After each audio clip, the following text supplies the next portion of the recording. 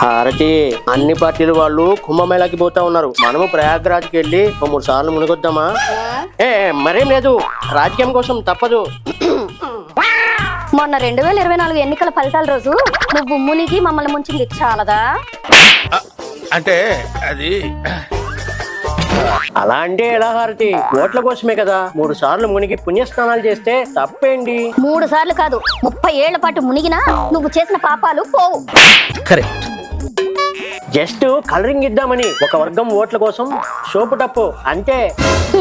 వంగి కొబ్బరికాయ కొట్టలేని కేళ్లవాతం గడివి నీకెందుకు స్నానాలు జపాలును? అబ్బా, నాకు ఈ టార్చర్ ఏంట్రా బాబు?